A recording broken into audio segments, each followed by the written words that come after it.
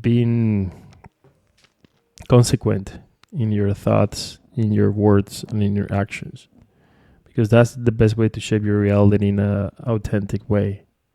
That open concept, because they fear that the child is just going to rebel. It's just going to keep doing what he wants to do because now he feels like he's in control. And it's not about control. It's mutual respect. And the first question is, who says that? Oh, it was me. Who's me? Yeah, that sounds like your inner voice. Yeah. You know when you were like a little kid, and the first time you realized you were conscious, like you're like, oh, this is reality. Being a child and not being able to have all those communication skills to say how I feel, or why do I exist? Why is reality a thing? Welcome to Awaken Consciousness podcast. And we're live now. Franco, welcome to Awaken Consciousness podcast, brother. Long time you walk separate but similar path near friendship, and then you're back. Lester, welcome back. Thank you so much, Diego. It's been a pleasure all the time being here with you guys in this beautiful studio that our friend has created. And also here spending time with my friend Franco. And thank you so much for the opportunity again. Thank you for the opportunity for inviting me on the show. And I'm looking forward to the conversations we're going to have. And of course, we share the similar path and friendship with both my friends Lester and Diego. So it's nice to have a conversation and share that to the public. Well, today we will start with two very nice ones: friendships and communication, and how conscious communications influence relationship to make it more truthful, to make it more real, authentic, and how we learn from own experiences to make ourselves more self-aware. Franco, you're very good with communication, and I think that's one of your best skills that you have. What has been, I would say, from your personal perspective, the biggest challenge to communicate authentically with others? I think the one of the first things I had to really look at was understanding how I feel, how I think, and how that affects the people around me and not just myself. And then it's executing exactly that, just opening up and saying how you feel and having the people understand where you come from, because everybody has a different way of thinking, different way of feeling, and seeing how things happen. There's different realities. And I think the most important is finding that balance.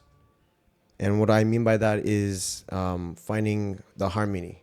So where you can connect and how you can meet in the middle so that you both have proper understanding. Very interesting. Very interesting. Good topic about that, Franco. Very good topic about like understanding the people, understanding the reality, and then where they're coming from. One of the things for me, adding to what Franco just said, I have a very bad communication skills. It's really bad for two reasons.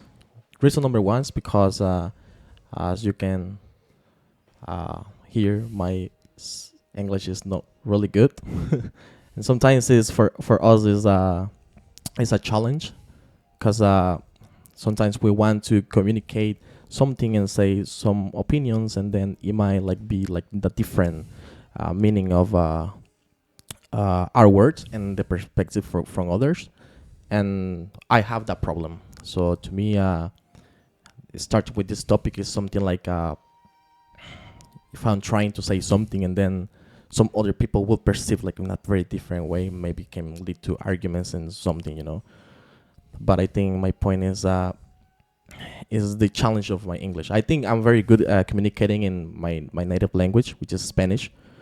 But adding to that is like that's the most thing that I have problems with communication. Yeah. So you can say it's like there is a different ways of communicate, right? Not only language barriers, but emotional barriers.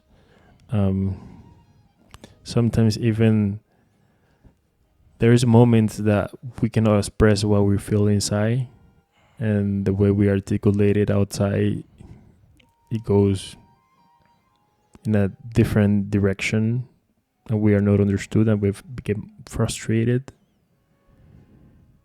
And the authenticity, as we was talking also before, that's very important, because a lot of us lie and lie in little things or lie in big things, and these lies create a fake environment for us. We construct illusion. Technically, this is how they call it, the Indians, Maya, the illusion world. Yeah. Because they say everything is in the mind, and therefore everything is a creation of the mind. Yeah. I want to elaborate on the what you're saying on illusion, and sometimes we're not genuine with the way we perceive ourselves in front of people. I think and kind of like when you're mentioning the language barrier, your meaning of something might be completely different from someone else. I think it all ties down to two things: your self-awareness and your open-mindedness. You have to understand that everyone's truth is going to be their own, and it's not going to be the same as yours.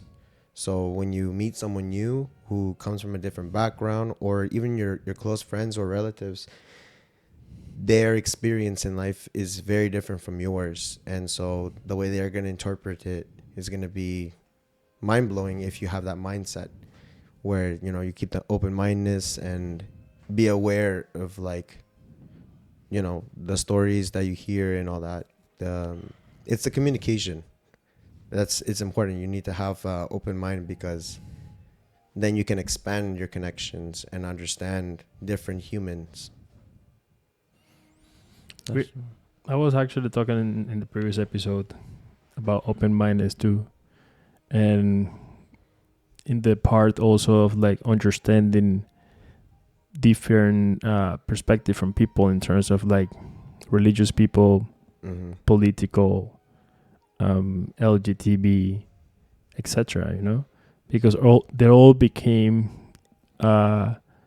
emotional organization, and when one person is very well attached to these beliefs, they'll feel offended if whoever come and disagree with them, or yeah. So the open-minded part give you a more empathy to the other person who is different, who believe in things different than you do, dress different than you do, and looks different than you do, acts, behave, everything different than you do. But the fact of the proper communication into the open-mindedness will be critical, because if you don't open your mind, then you're just gonna judge everything around you. Exactly. You're gonna be stubborn to other people's cultures, their values, their morals, because they don't align with yours. And they usually say, surround yourself with people who align with you, and you'll have the greatest support. And that's very true. But there's also people who can meet your needs in different ways that may not align in that same aspect, and it's important to have that available for other people, because it creates more inclusion as opposed to exclusion. And if we're going to be open-minded, we have to be including. I don't know for you, Lester, as Nicaraguan, you also somehow Nicaraguan, because you came from Nicaraguan family, Franco, but born in Canada.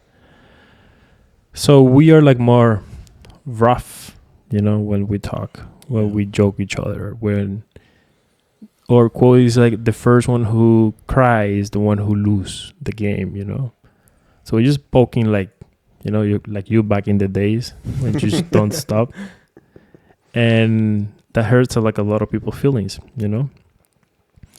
So when to stop? Yeah. When to evolve our mindset into like, okay, this is not right. Yeah. Yeah, that's something I wanted to add to as well. For example, in our backgrounds in Nicaragua, like us, we have a very we have in our nature, what I perceive and what I felt before is like we have a very defensive mechanism mode. It's all the time we're on the defensive because, as Diego was mentioning, that somebody's like trying to like at least like putting you a nickname, uh, uh, throwing opinions that you might not like and you feel like discomfort. But at the end, it's like if you feel like in that position of like feeling inferior about the others, the other person is gonna poke more, as Dio was mentioning. So we create this environment of a defense mechanism, which make us like the one who does not tolerate this kind of thing is seen as a weak. So I think that's wrong, but it's part of the culture. It's something that we cannot change. And it's something that I started learning when I came here to Canada, that people are more like closed. So in the way of like, no, I'm not gonna come here and then give you a nickname because you're not gonna know how the other people is going to react because we come from a different culture. So in Canada, it's like we know that it's a multiculturalism culture, if I'm not saying it wrong, and it's something that when we come here, we realize that we trying to give a nickname. Like for example, I don't know, it's kind of nicknames like, oh, you are this person, you are that, and then like in a judgmental word, as you were saying, then the other person might feel bad, but we don't know about that. I learned this type of thing when I came to Canada to understand people, like feelings as well. It's something that I've been trying to work on. Still, like have this thing on me, but I try my best every day. Can I elaborate on? Yeah. So, as a Canadian and also being brought up in a Nicaraguan environment at home, from my perspective, it was in Nicaragua, or at least the cultural influence was everyone's against you. Everybody's trying to be on top, and nobody's really saying it how it is. Kind of like how you're saying you come to Canada, and if they say they're not gonna come, they're not gonna come. Mm-hmm. And you don't put a name on it because they're just telling you how it is. Whereas over there, maybe, and correct me if I'm wrong, but maybe it's just like they'll say something so that it gets you thinking that that's what you're supposed to believe. But they have a plan behind it, and it's always like, as opposed to working together, it's always working against. Okay, I see that. Well, could you give me an example? So, kind of like how Diego was mentioning how it's very judgmental and very critical, and the communication it's always like, if you don't do this, or if you can't achieve this challenge, then we're gonna give you a nickname, we're gonna bully you for it. Yeah. And it's very innocent, but it's those small things that create the environment that you live in. It's going to influence the people around you. Whereas here in Canada, it's more relaxed. It's hey bro, you need a hand, and we're not gonna give you a name for it because you had a weakness, and I have a strength, and I'm willing to give you the hand. But it's more we joke around in a different way. It's more in a work environment. Say you dropped some material and it broke. Now we're gonna call you the clumsy the whatever. It's a little bit different, but from my understanding, you're saying that you get bullied for... You get bullied, yeah. You get bullied. It's like basically in Nicaragua, like we might try hard, but the more try you hard, the little mistake you make is like, oh, we're gonna judge you based on what you did, and it's like, and then it stays forever, and almost. It stays forever, and then you're gonna grow up, and then you're gonna have drama, and then you're gonna live with that. You're gonna tell your kids about it, and then you're gonna make a joke about it. Yeah. So it's... Be careful, they carve it in your grave. Yeah, no. It's your history, you know. Yeah. It's a really interesting topic about that, you know. You know, and the Nicaraguan culture actually, they will also have something they call it el huehuense. Mm-hmm. El huehuense is this mask that the indigenous people used to wear to fool the Spanish people. So they use these horses' faces, you know, or these human faces too. Mm-hmm. But the horse's faces is more like a to mock the other person. You know, like you think you are fooling me because you come and give me mirrors, but now I'm fooling you back with your own system, and you don't know, because this is the only way the indigenous people was able to survive, by fooling the investors, right? They call it conquistors. So would you say it's kind of like you're walking on eggshells? Because you always feel like you got to look behind you. You don't know, like, you know, you're going to lose your title, or someone's going to sacrifice a family member. Yeah, You know, you have to be alert. You have to be ready. yeah, In a way. and this was, I don't know if this was already from before they came here. Well, the Spanish came to Nicaragua, you know, for the investor. Ambassador? Yeah, no, not an ambassador like that. The invasion, The invasion. because they call it conquest, Mm-hmm. but they didn't conquest. They created an invasion in a foreign land. There was already civilization there going on. There was human life form Yeah. in communities already like working, and they just kind of like they give some mirrors, and then you give other your gold, and that's it.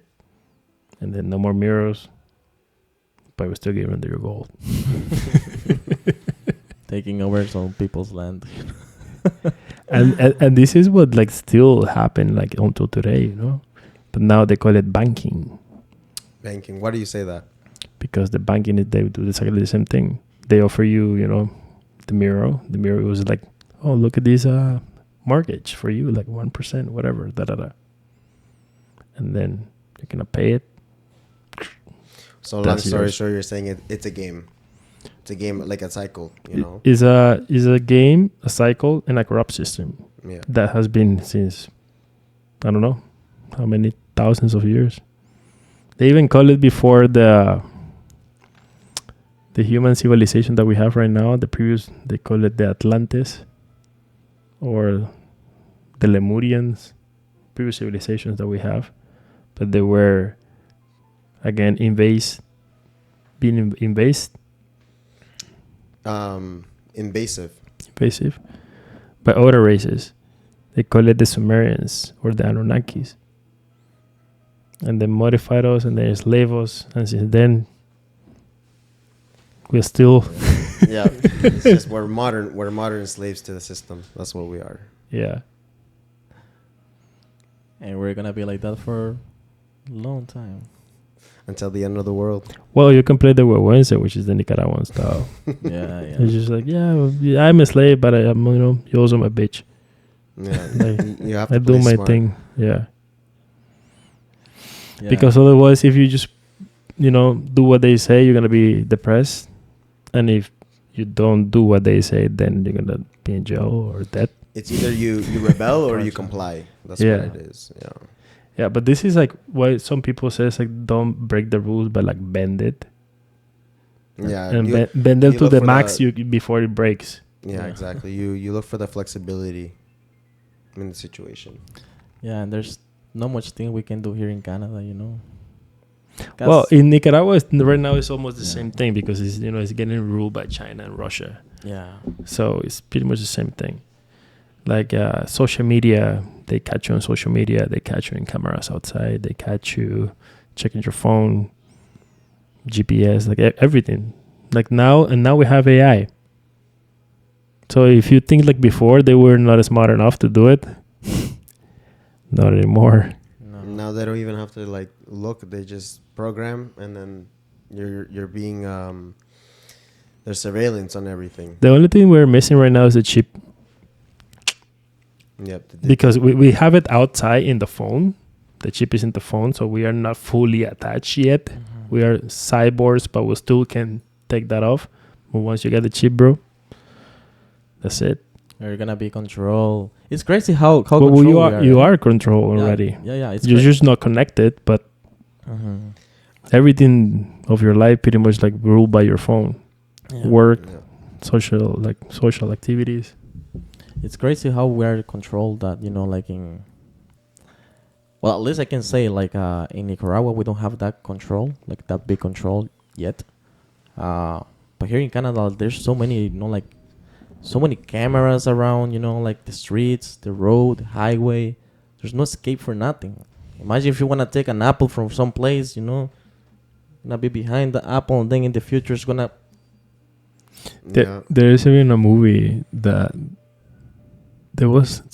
I don't know if these guys were AIs or they were humans, but kind of like superhumans, And they were superhuman that they can see the future, and they connect them to a computer, so it was like amplify, and then they can see the crimes before the crimes happens, and they put the people in jail before that happens crime. Imagine, and then just like, Yeah. why you putting me in jail? Because you're gonna commit a crime in 2 days. You're gonna kill this guy. He was like, no. It was like, yes. Imagine, and they judge you with no like with the without Not doing it. allow you to defend you. Yeah, that's crazy. That's crazy because you can't predict your own fate. You don't know what's gonna happen in an hour from now. You already know what happened an hour that just passed. Yeah, no, that's next level. At that point, there's no point of having lawyers unless it's something that happens in the moment. Yeah, But but this is the famous. Have you heard about this? The Big Brother. I think so. Have you, Lester? No, The Big Brother is like the once we reach this level, which we're like not that far, by the way, to reach this level of technology, we're gonna have a Big Brother who's gonna be like a huge AI, the biggest AI of the world, who will control everything, all the information which is online, religion, technology, etc. And they're gonna, it's gonna be like the eye that everything see. It's like the I don't know if you watched the movie from Pixar, Wall-E, where eventually they find out that the Earth is not inhabitable, and so they have to leave, and they live on this spaceship, and everybody ends up getting fat, and there's no one's exercising, and the robots are doing everything for you, and like you just have to click a button, and they come to your needs, but obviously it's because it's being so controlled, they don't want you to change that. So then whenever there's someone who's defiant, then the robot wants to fight against the humanity that's been taken care of. Yeah. So it's corruption in itself. Talking about that topic, it's interesting that I would like to add that. What do you guys think about like the new thing? They're bringing robots in Latin America. Robots in Latin America. Yeah. What I don't have in here. About like Elon Musk, he just dropped the new thing, bringing robots around the world, in order for them to serve you, Mhm. doing things. Are you guys aware of that? Well, I know about the robots. I don't know about they were dropping robots in Latin America. Yeah, I apparently wasn't that's what aware they're of that. doing. Yeah, apparently that's what they're doing. So, talking about you, like the wallet thing, it just made me remind about that. It's interesting because now we're evolving. On doing, people are gonna get more lazy, or they're gonna stop doing some things, or like the other day I went to this sushi place, and then they had robots there. Yeah, Like it's I experienced that too. like losing jobs. People are gonna be losing jobs. And Well, can I interrupt you? Yeah, So 100%. like I think there are going to be jobs that are going to be lost, but they're going to create other jobs because there's a new product, so that creates more jobs for in a different field. But for day to day, that will become problematic eventually because people are useful, people can give a hand, but with robots replacing that labor, then what is the rest of the other people going to do? Because not everybody is qualified to sit in an office or do a construction job or even become an engineer. Some people are just daily jobs, working at fast food restaurant or retail. Before you know it, you're going to have the robot passing you the clothes at the next sports shop, you know? And at some point, being honest, like all jobs in the world is going to be replaced. Yep. All of them. Yeah. Humans are just going to be like, psst. You're just going to be used for, I don't know, energy. This is like the Matrix, you know, like the Matrix. You saw the movie The Matrix one?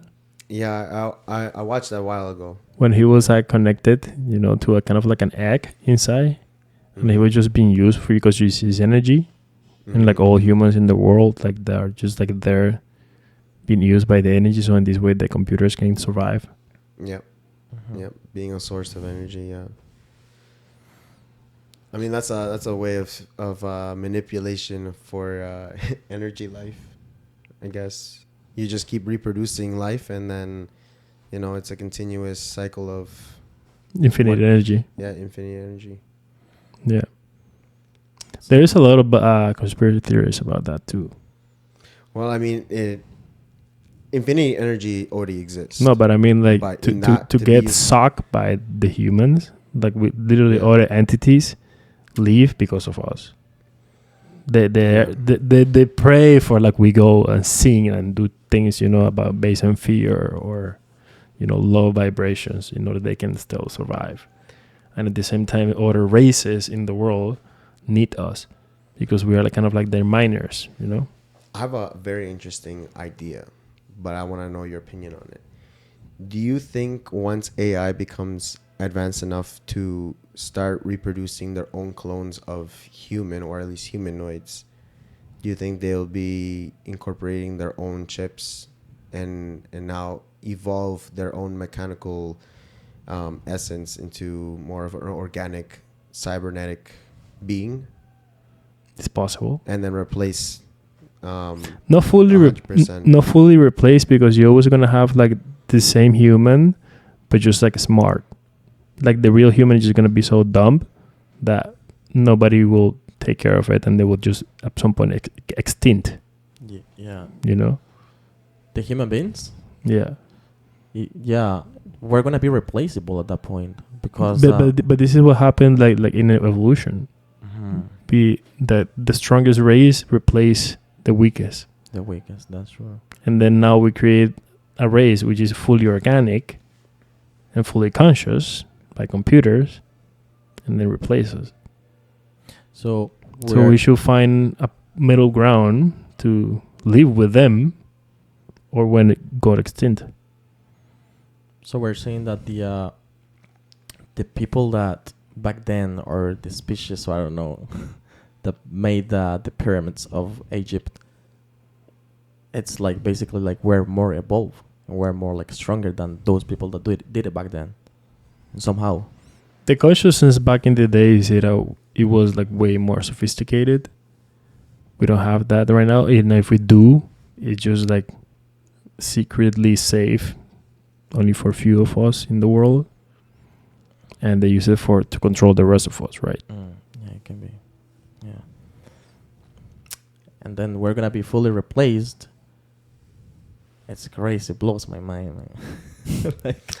I just picture. I don't think we're gonna be fully replaced. I think we're just gonna find our way to live with the machines. I mean, like we create the machines. We don't want to destroy them because they make our life easier. But we're definitely gonna find a way to like live with them. You think so?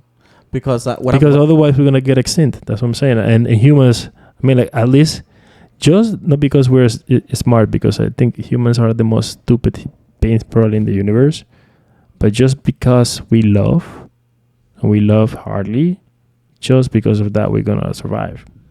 Yeah. We're going to find our way to survive just because we got kids and people that we love. And we will not surrender to machines. I mean, like we are the creators in somehow. Yeah.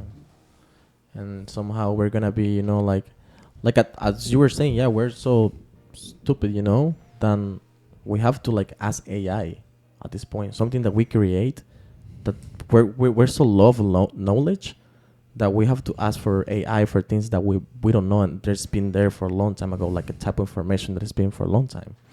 And then those things creating one thing and another, and then evolutioning machines and this and that. At some point it's going to be like robots, machine AIs doesn't have feelings.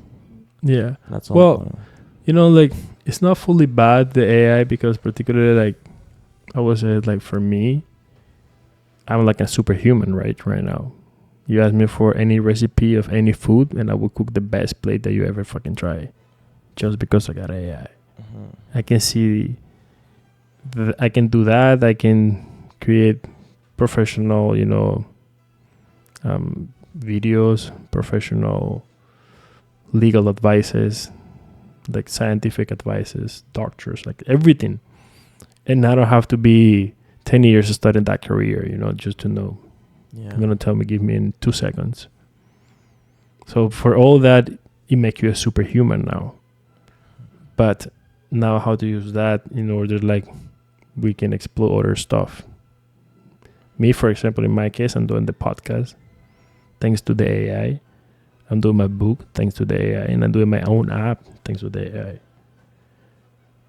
There's many more fucking things you can do. If you're in agriculture, for example, you can use the AI to, improve the water supply for your plants, or what the vitamins you need for this plant or that plant, or how to manage the earth. I think from what I'm understanding is that you're not so much depending on the AI to complete these tasks, but it's giving you a hand in or not a hand, but it's making life a little easier to complete those things. But you, at the end of the day, already know, because you've already mapped out everything, and you didn't have AI so much do that. It was just more executing different things or giving a second opinion, maybe not from another person, but through technology, because it's all factual. Yeah. And the beautiful part too about technology is, like, if you know how to do it properly, like once you put like all the puzzle parts together, then you just like let it run itself and do all your work, because it's repetitive. There's a friend who was telling me, like, for the podcast, he is creating an AI that will grab your videos and put it all together and create the shorts automatically and edit the full podcast automatically. Wow. and produce everything and give it to you in, like, a fraction of time for a fraction of price than paying a video editor. Tell them what you want, doing everything, the lights, improve the quality of audio. So you're gonna be telling them everything, like what you want, and then it's gonna be like, wow, that's a crazy thing.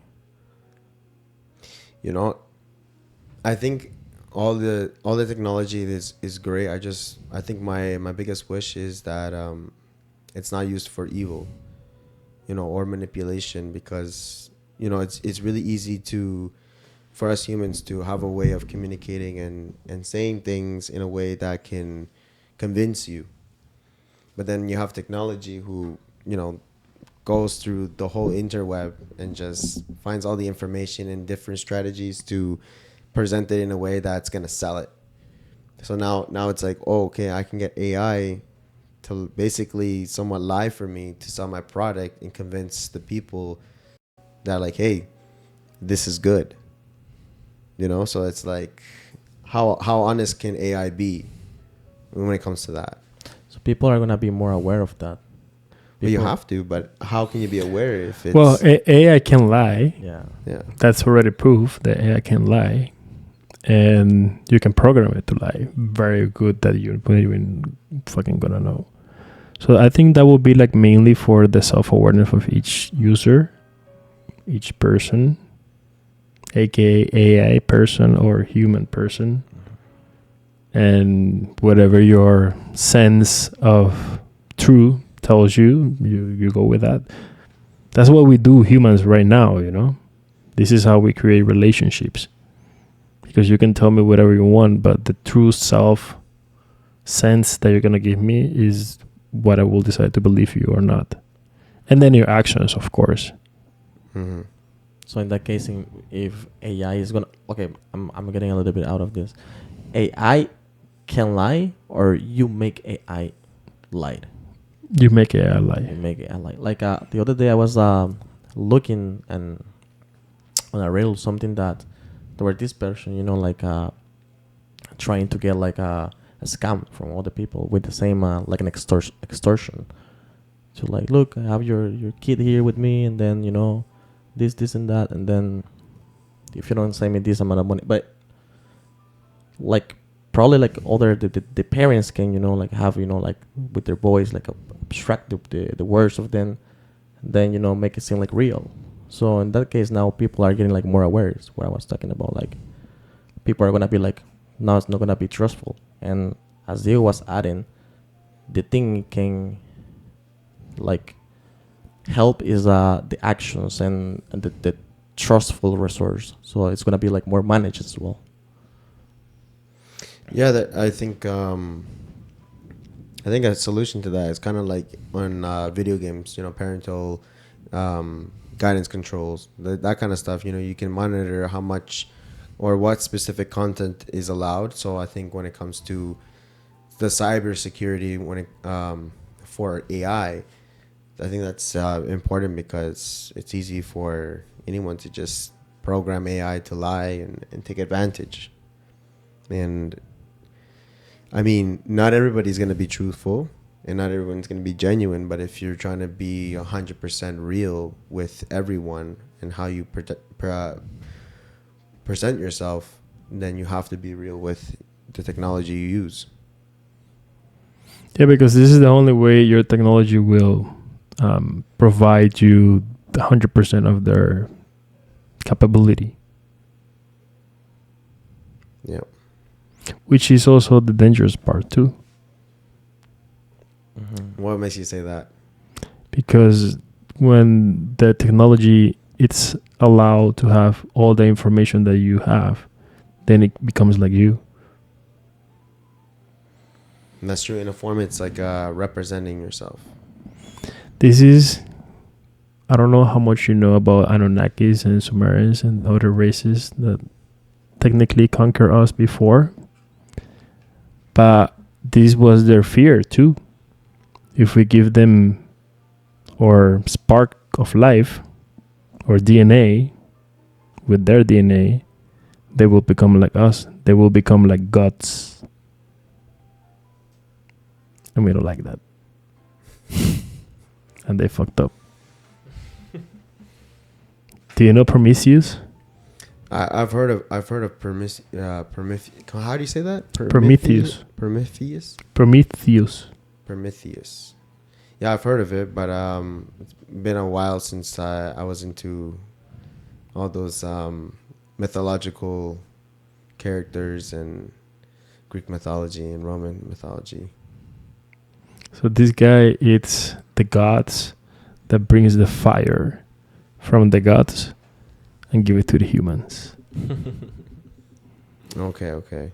So he's still the secret of the gods and give it to us. The gods was pissed off with him. What the fuck you did that? And then the cavemen, And figure out what you can do with fire. Yeah, he's like kind of like the shaman, Prometheus. It's like bringing the knowledge or the wisdom of the gods to give it to the humans. And that's fucked up when you give it to the humans because humans were fucked up. Well, in a way, we're just modern savages. Yes. Yeah, that's true. Or I guess modern civilized savages. Savages. We start like barely like scratching what is to be conscious, what is to be in a society, in a community. I think like we, in terms of the masses, are scratching that. But there is and there always has been a few people that know all this information and just like. Well, it's kind of like frequencies and waves. I think every generation has a wave of fully aware, conscious people. And, of course, the other way around where you have people who walk around like meatballs, unaware of the situation and what's going on. And which is why there's war, there's poverty, and there's also evolution. There's always up and down, up and down. Like a stocks. Like a what? Like a stocks. Do you know like the best way to represent the energy is like a snake? Because Yeah, the I guess it wave, goes up and down. Yeah, it moves side to side. yeah, and it's an eternal wave, right? Actually, in the quantum world, in quantum physics, they call it the, how they call it in the quantum field, the wave. They say that like they go into the quantum field and they find the atom, and then they go like inside of the electrons and they find the quarks, and they continue going deeper and deeper and deeper, and they're like at the end, the deepest they can has been going, they don't find particles anymore. It's just a vibration, just a wave of energy there in the universe, like the ocean. You know, that got me thinking of one of the first video games, Pong. It's just a ball in a like empty space going back and forth. Mm-hmm. That's kind of like the wave. It's in a void and it's continuous until obviously there's a change, and then that creates a reaction, and then the rest is history. But yeah, it's like a wave. It just keeps going. Yeah. So technically, that's the consciousness of God too, because first is God itself there, in the vacuum, in the void, in the universe alone, and then he becomes self-aware. And the first question is, who says that? Oh, it was me. Who's me? Yeah, that sounds like your inner voice. Yeah. You know when you were like a little kid, and the first time you realized you were conscious, like you're like, oh, this is reality. You were no longer walking like a dummy, or not dummy, but like you're on autopilot. That's the word. Do you guys remember that? When you were a kid, When you were just an autopilot, and then all of a sudden one day you decided to just stop what you were doing and really think about, why am I doing this? Why is this color this? Why am I looking through the eyes that I have right now? I still have these questions, well, Well, obviously, because now you're aware, because you have those moments now. But the first time, I think for me it took me a while to realize about consciousness, because to me, like, my whole reality was like, like being a kid, going to school because they told me to go to school, going outside because I wanted to do my own thing, play soccer, doing this, doing that. But until like later, when I was like old, it's like why I started realizing about so many things about life. Like, as you were saying, like, why I'm looking at this, why is that? okay. So earlier I was asking about at what point did you become aware and conscious of your reality and stop walking in autopilot? Well, I remember that the first time that I become conscious, it was when as I was saying before, all my childhood I was basically going to school because I told to go to school. I told to do duties, and do the things that we do regular basis as a kid, But then I started getting like more conscious when I was like probably like 17, like when I was going to work and I was studying and I was working a lot, and then I was thinking, I got to the point like of anxiety, and I was like, what am I doing this? Like what is the purpose of doing all these kind of things? And all they do is that we should do, as a regular basis. And then eventually I looked myself in the mirror and I was like start to analyzing myself, kind of the things that you were like adding into that. And then I started looking at myself and my figure, and then I was like, it's crazy, My perspective in that, it was I was about 5 years old, and I was just playing my toys, playing Lego, and then I stopped and I looked at my hands and I saw the design, the way I was created. And I started looking at my feet and everything around me, and I realized I can't see myself. I can only see what is in front of me. Does every person experience the same thing? And that's where I started thinking about everything. And I was like, why am I eating? Why do I have to go to the washroom? Why do I have to wake up? Why do I have to go to sleep? And all those things and it was very hard because being a child and not being able to have all those communication skills to say how I feel or why do I exist? Why is reality a thing? And as I got older, then I started connecting with people who, eventually are conscious and self-aware. And I finally was able to share that experience. But, being a child in that time, I felt like I was drowning because, you don't know how to speak properly. And there was no other way for me to open that conversation with someone who can take me serious as a child. Because, when you're a child, they just say, don't worry about it. Just go play, have fun, be a kid. And which is good. But I think if a kid has that opening, it's very important to really educate and guide. Because then, you're capable of falling into the wrong things as you get older. And as opposed to being defiant, find that understanding and find the peace within yourself, because there's a lot of anxiety when you're by yourself in that reality. Well, of course, I would say that's the most present that you will be. And in the moment you're present, that's when you create anxiety, because now, with the present is some type of responsibility that you have to do and you don't want to do it. That's what they say. The worst thing that happened to us is when we move from being a kid to being an adult. Yeah. How about your experience, Diego? Me, I was raised in a Christian Catholic family, very orthodox. I have to go every Sunday to church. If I don't go, I get punished. Like, I'm not going to see my friends next week. Or even physically punished, because in Latin America, we still use the bells and other stuff. But, yeah, I was the rebel, was the black sheep. I was like, no, I'm not going to go to Sunday. I have this question of myself that if religion is about love, why they preach fear? Everything is like, if you don't do what I say, like, you go to hell. And there's some type of duties that you're forced to do.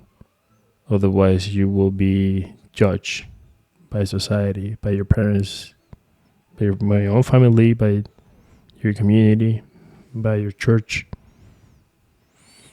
And we kind of like build in this jail. When we're born in some sets of religion, politics, cultural backgrounds, whatever that a family have at the time. So until I reached 14, it was kind of like my disruption of the system, as I call it. Which is like, now I'm not only questioning, but at the time we started discovering the internet. It was started discovering Yahoo before Google. And we have that kind of like tech God that we can ask any questions we want and get answers. That the Bible was not enough for a curious kid like me. And plus also the Bible was not enough because they was preaching love, and they was showing love technically, but they was preaching fear. And my family was trying to rule their life by this law, and as soon as they leave the church, is back to normal. Like, I'm gonna lie again, I'm gonna be aggressive again, I don't give a fuck again, and etc. which is like the opposite of the values that your church is teaching you. So all those things make me feel like people is hypocrite. Why do I have to follow what they say?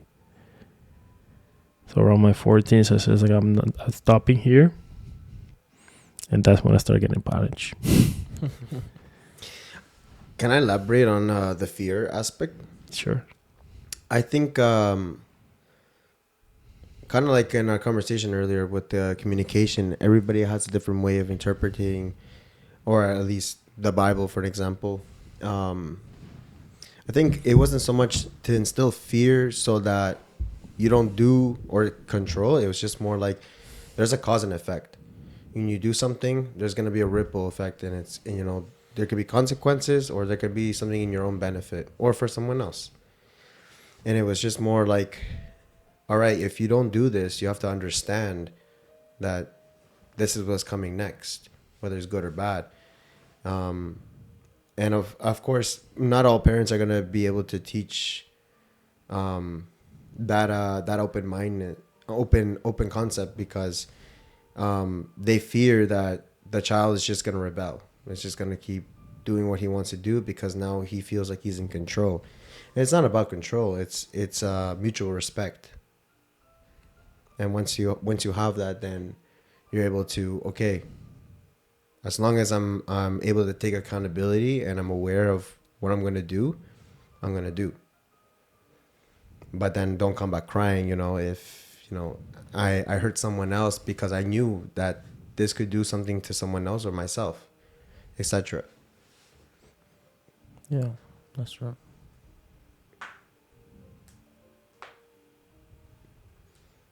What do you guys think? What do you think, Lester? I'm an autopilot. Autopilot. Autopilot. No, I agree with whatever you say. Just look at that. I don't have any comments because I agree. Yeah. You know, like I think like the most important part of become self-aware, it's being consequent in your thoughts, in your words, and in your actions, because that's the best way to shape your reality in a authentic way. Most of us, of course, and I include myself, has been in position of being cowards and don't do it because it's easier to do what everybody else do and don't question the system. But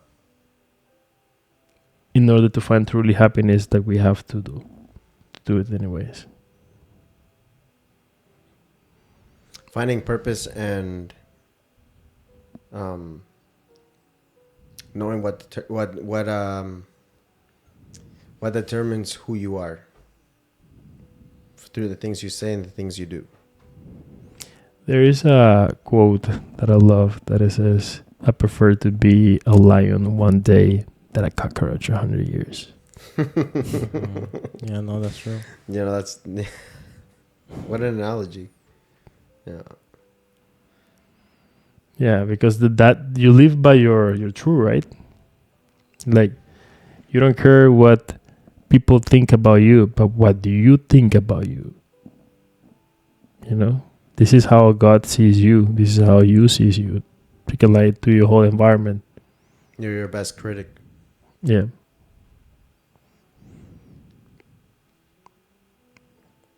And a lot of people like create like so many lies that even at some point like they don't know what is true, what is lies in their own life. Mm-hmm. Madness. Madness and delusion. AKA the system we have right now in the world. Yep. And you know what?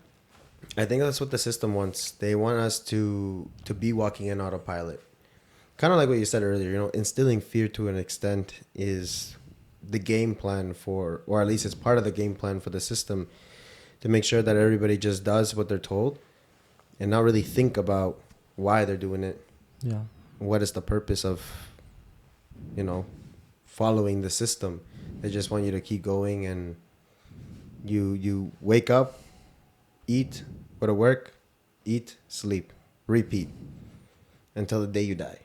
Yeah, like basically you're doing something because you're being told, and then you don't want to like open your mind, for something that, as Diego was saying, with the fear of maybe taking a risk, or maybe you're gonna lose, you're gonna succeed. There's a movie called Ants, and that's what they do. When the baby is born, they already determine what they're gonna do for the rest of their life, and that's all they do. Either you're a worker or you're a soldier.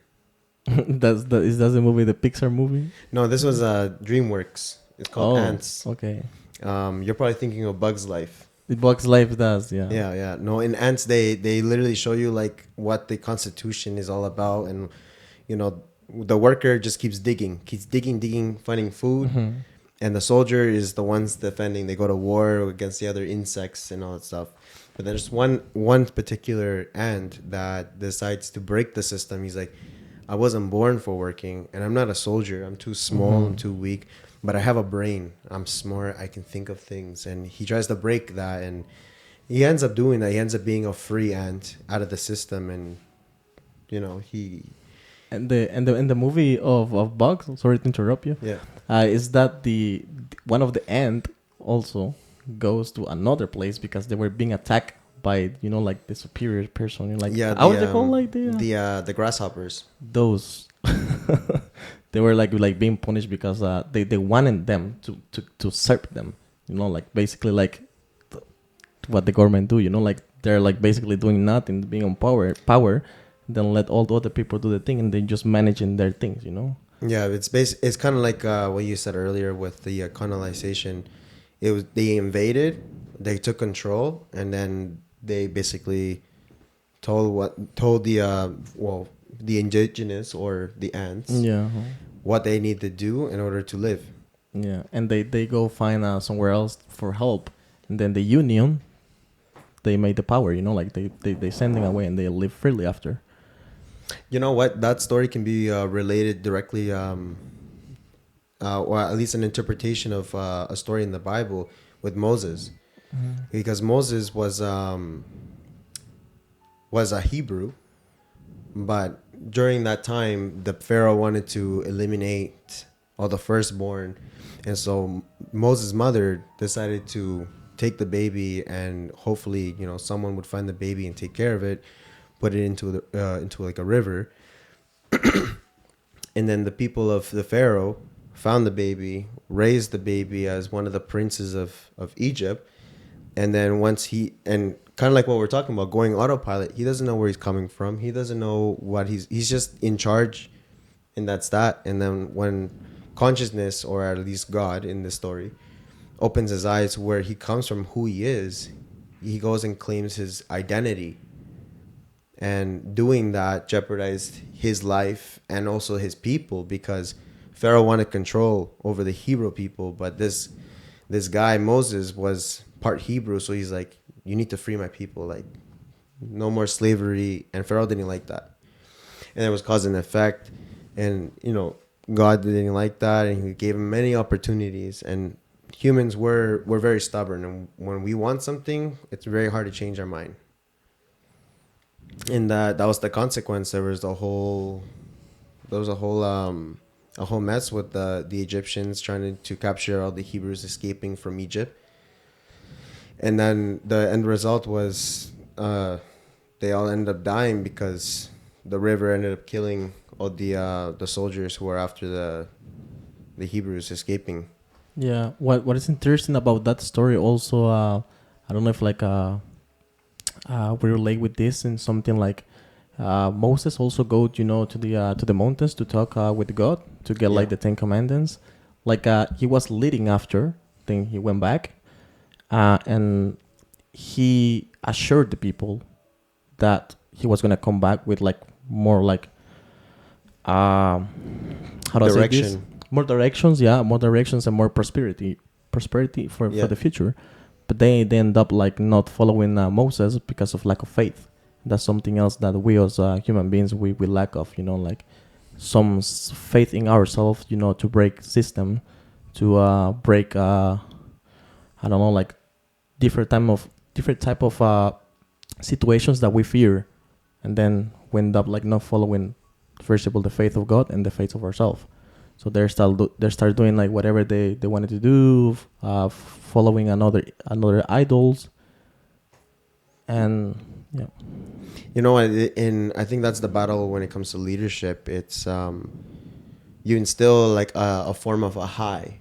You know, everybody gets enthusiastic and they see like, you know, this is possible, it's gonna happen, and they see something happen, and then they start following because now they can believe through their eyes, not from their heart. Yeah. And so when time goes by and they realize that nothing is happening, this guy must be lying.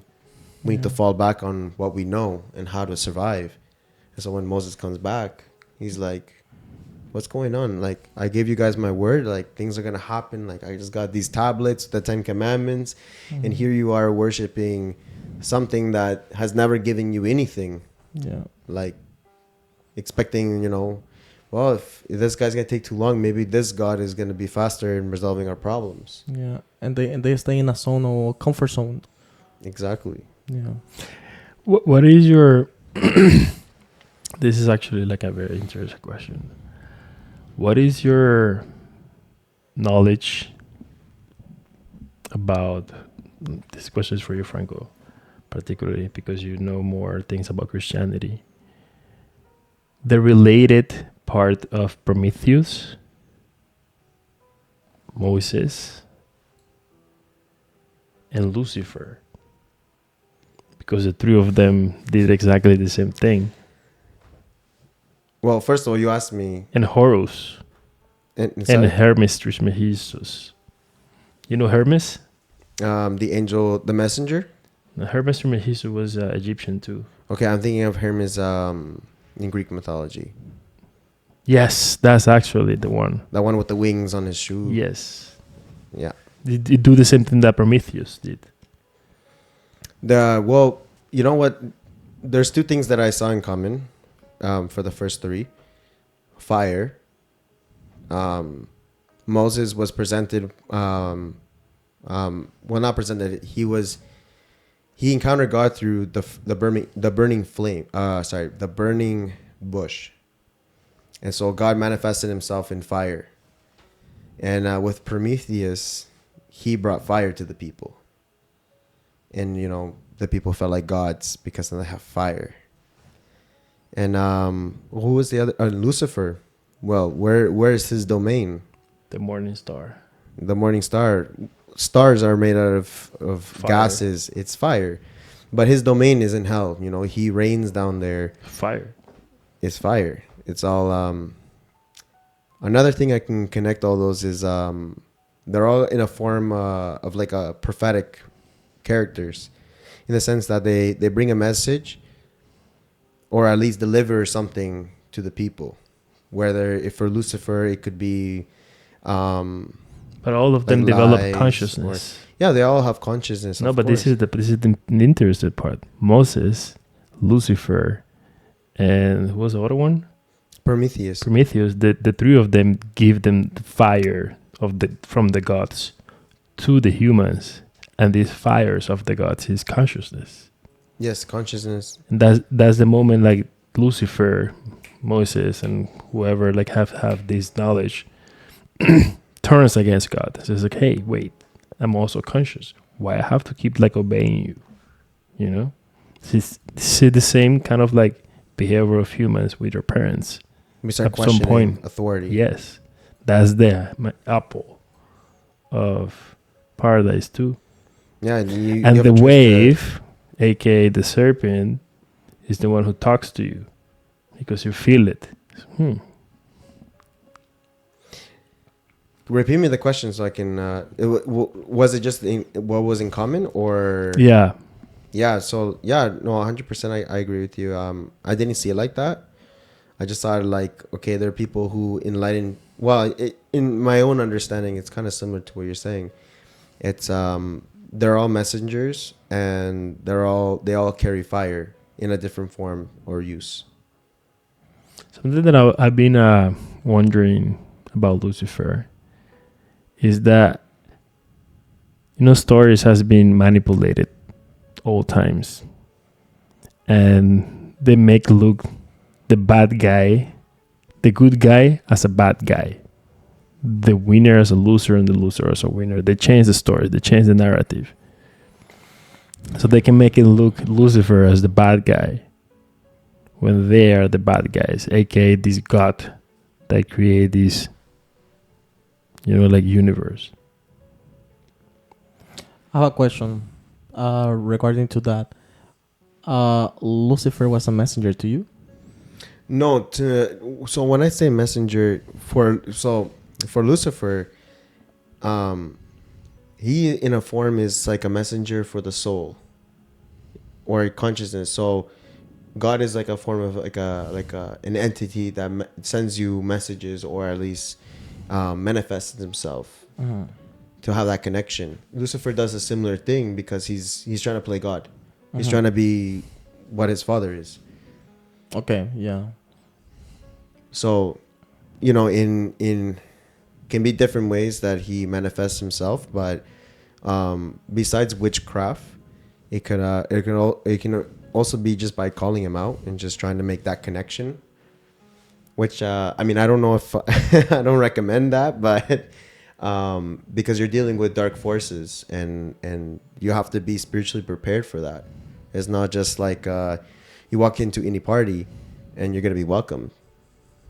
You need to have a connection, or at least to know what you're getting yourself into, because it's a dangerous game. Yeah, like a preparation. You need to be prepared. There is also the part of like you don't have to. You can just jump in and see what's up. But it's a very dangerous world. It's like you're rolling a dice. You don't know what you're gonna land on. Yeah, it's same like jumping in the water and you don't know how to swim. Like you may survive, you may not.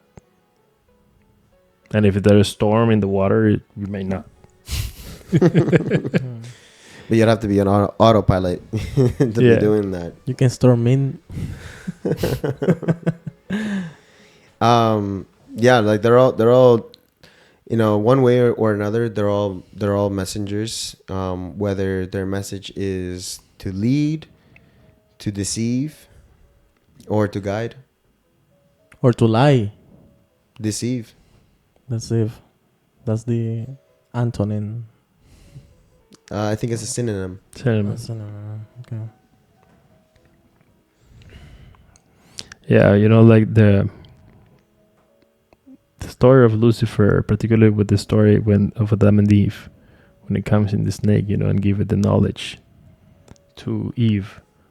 It's kind of like when consciousness give you the knowledge, because it doesn't give you the knowledge, give you the wisdom. Consciousness, wisdom, it's knowledge applied. And that's when you become like gods. That's what Prometheus does. That's what Moses gave to the people. These are the 10 commandments, motherfucker. Like, follow this, become more self-aware. Yeah, and you know what? You were mentioning about the story of Lucifer and how sometimes stories can make it seem like he's the bad guy, or I think honestly it's not so much who's the bad guy, but it's the obedience. It's, you can question it after, or you can even question it in the moment, but to be defiant just because you feel like they're doing you wrong, which I don't know how deep into the story with philosophers and studies and all that with Lucifer and God, but from what perceived in the Bible, it's he didn't want what God wanted for him, and he took matter into his own hands and led a third of heaven's angels. And at the end of the day, they're all angels, but we consider them fallen because they decide to go against what is the purpose of God for them. So it's basically like everything like a prophecy, like everything that God has done, like, well, according to the Bible, according to like philosophers and everything, is a prophecy. Like, it should be like that, like it's meant to be like that, and it's happening now. Yeah, and it's happening now. Yeah, that's true. One thing I do like to think about is God gave this angel so much power and authority in heaven. Yeah. And who was to know that one of the most, like, the number one angel in heaven was going to turn his back against God when you appointed him to be by your right hand? Not right hand, but like he's like Yeah, or your right hand. commander. He was the right hand. Yeah. You know, and it's that's what they say. You know, power and knowledge is good, but it can also be used for evil. Kind of like in Spider-Man. You know, with great power comes with great responsibility. Yes. Yeah. And what is more bigger, power or knowledge? Discernment. That's That's a good answer. discernment. What is discernment? Discernment is Discernimiento. Oh, discernment, like the intuition. yes, exactly. Okay. Just knowing. No, that- intuition and discernment is different. It's different thing. Okay. Intuition is more like from your inside, What you Mhm. feel. your gut, Mhm. and how do you pronunciate it? Discernment. Discernment. It's more like when you can like separate things and see. Why discernment? Why discernment? Because you can make a decision. Like you can always make a decision whether it's logical or irrational. But discernment will allow you to understand if it's gonna benefit you, if it's gonna harm you. If it benefits you, what happened? If it benefits you, then what do you have to lose? That's discerning. You have to discern, Mhm. like, you have to figure out if this decision is going to impact you negatively or positively, and also see how the paths are going to take you. Okay. And if you lose, Well, then it's on you, because Yeah. that's the choice you made. That's the discernment you made. And that being said, just because you discern doesn't mean you're going to have all the answers. It's just you're going to have the best truth that you have in the moment. And we're gonna close there. okay. Yeah. Well, thank you guys. Has been amazing conversation. Thank you, Franco, for joining us for first time in this episode. Thank you, Lester, for coming again. Thank you so much, guys. Thank you. I think we can definitely expand way more, but for now, we're just gonna give this to all of you, and see you again.